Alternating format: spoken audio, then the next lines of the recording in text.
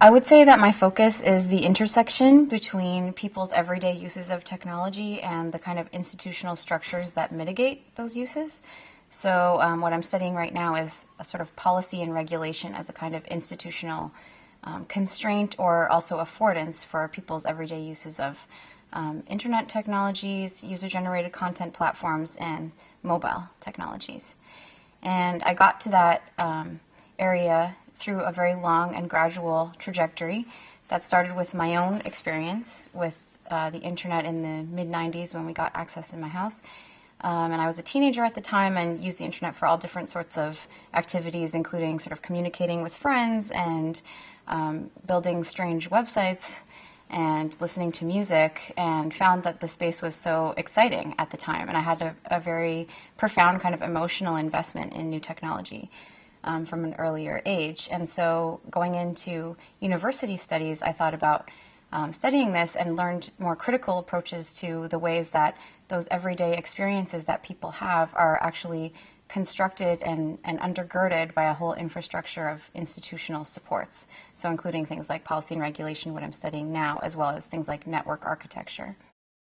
I came to the issue of sort of integrating rights into digital literacy approaches under a banner that I'm calling Critical Digital Literacy through studying labor.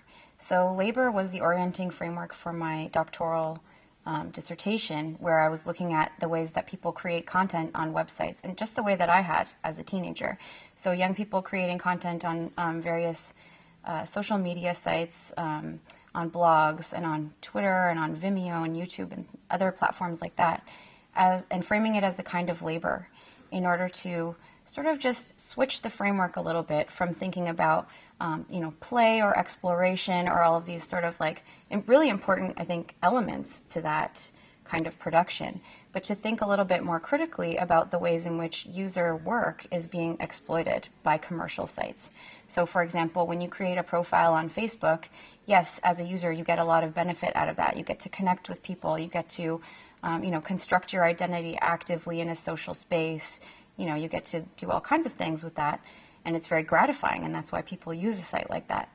But at the same time, the site is a commercial entity that is making money, now with their IPO, you can see how much money that is possible to generate from this kind of thing through the appropriation of users' personal information and all that creative labor, which is kind of what it is that goes into building up a site like that. So that's my main concern around rights, is in terms of what rights as a user do you have in such a space where basically in order to use the space, you're relinquishing all of your rights by clicking I agree. And I think in terms of literacy, this is where I come into literacy, because I feel as though if users had a little bit more understanding of what those documents mean, I think the typical thing for everyone, not just kids, to do is not read the terms of service and just click I agree because you want to go use that service.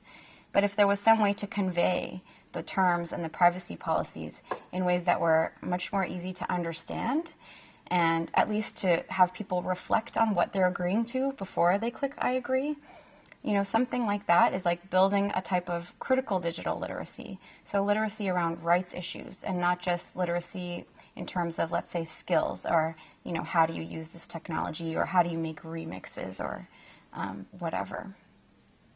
With the young people that I studied for my dissertation, and, to be fair, I'm saying young people, they're in their early 20s, so they're sort of like emerging adults, I would say.